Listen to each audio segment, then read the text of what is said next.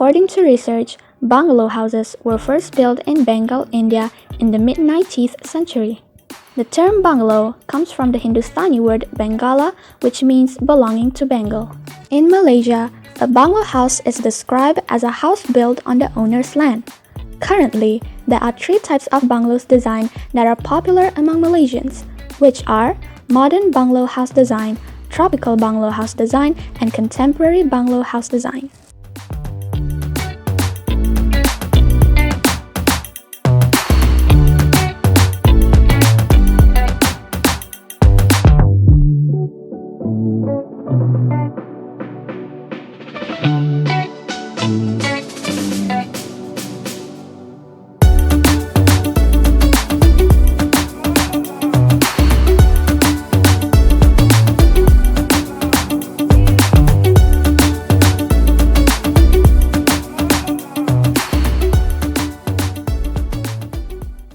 To build a bungalow, we need to start with site preparation. Under site preparation, we will conduct site survey, site clearance, excavation works, etc. Then, we will start to construct the elements of the building, starting with the work below lowest floor finish elements, which consists of the foundations, column stumps, ground beams, and ground slabs. After that, we will construct the columns for ground floor, suspended beams, columns for the first floor, and roof beams which will make up the frame of the building. Then, we will construct the upper floors which consists of all the suspended slabs in a building. Then, we need to construct external and internal walls.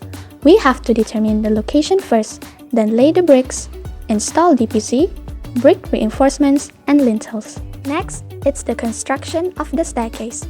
Construct the landing slab first, then the steps of the staircase. After the staircase, the roof needs to be constructed. The roof structure has to be installed before putting the finishes. Doors and windows are installed with the lintel and subframe. Doors will be completed with the lock set, while windows with the handle and locking devices. The required service like electrical, plumbing, hot and cold water supply, and full water system are installed after that. Lastly, it would be the finishes of the floor, wall, and ceilings. Moving on to the next one, we are required to identify the patent defects, latent defects, and do rectification works based on the defects. Based on the Principal Building Agreement by JBCC Series 2000, a defect is described as any aspect of materials and workmanship forming part of the works that, in the opinion of the principal agent, is due to the failure of the contractor to comply with his obligations in terms of the agreement. Throughout our research, a professor at Samford University Cumberland School of Law, Edward Martin, mentioned that a patent defect simply refers to any defect that is discoverable upon a reasonable inspection. In other words, a patent defect is one that is otherwise open and obvious to anyone who makes a reasonable inspection of the product. By contrast, a latent defect is one that cannot be discovered by a reasonable inspection. It is hidden from the ordinary view in the sense that it would not be seen or otherwise discovered merely by looking at or using the product. For further information, patent defects and latent defects can be divided into two, which are structural and non-structural defects. Structural defect is a defect that can be seen in structural building components, such as foundation and column stumps, while non-structural defects do not impact the construction's structural integrity, such as brickwork and plasterwork. After determining the defects, rectification works should be done. The rectification means replacing the poor quality by adding new materials at the area of the defected elements. The methodology of rectification work is made up of 4 steps, which will start by determining the cause of defect and evaluate the extent of damage. Then, we need to decide whether the defects need to be rectified or not. If yes, we have to choose the most suitable method of rectification work and materials to be used.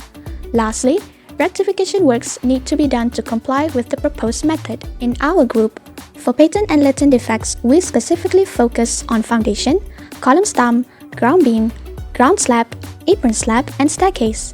After an inspection, for patent defects, we have honeycomb and cold joint on column stump, honeycomb and segregation on ground beam, blistering and curling on ground slab, crazing, blistering, delamination, dusting, and curling on apron slab, and lastly, honeycomb and glass railing cracking on staircase. For latent defects, we have identified cracking on foundation, structural crack and exposed bar on column stump, tensile crack and exposed bar on ground beam, spalling and rising dam on ground slab, cracking on apron slab, termite on staircase. Let's see how to rectify the defects.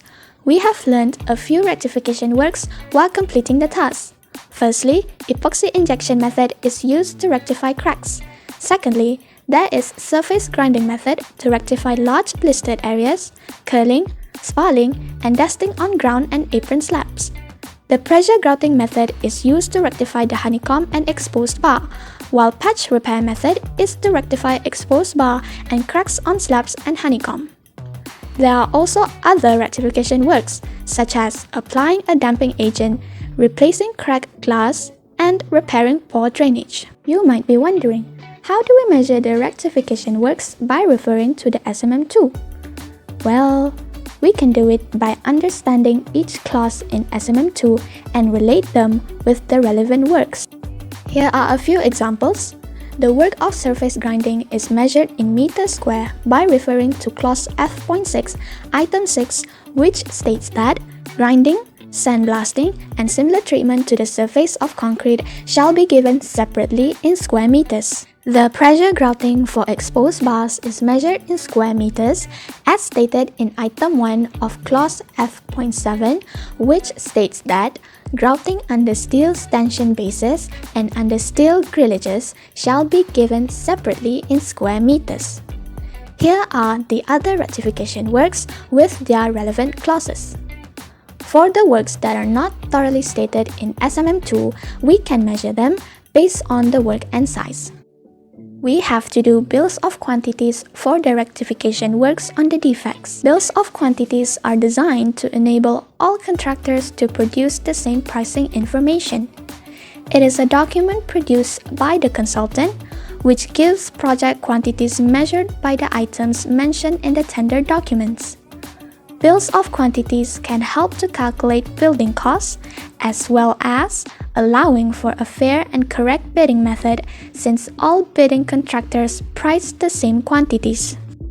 Here is the format of a bills of quantities. Contain the item and its description, the unit of the measurement, the quantity, the rate, and also the amount for the cost.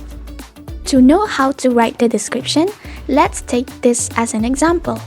Note that the method used to write the description is the same for all descriptions in these bills of quantities. To hack off and remove the existing tiles and remove termite on landing slab of staircase and spray Taurus SC pesticide with rate of 0.002 kg per meter squared on the surface and prepare surfaces to receive new tiles and remove debris from site. This description of the rectification works for removal of termite on the landing slab of staircase is written based on the Malaysia Standard Method of Measurement 2nd edition SMM2 under section D, Excavation and Earthwork, clause D.30.1, Surface Treatment.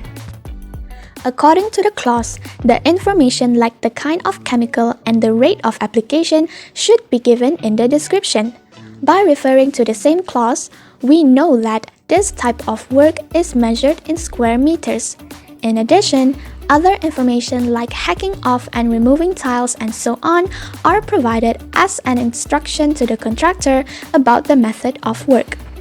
Now, let's take a look at the bills of quantities.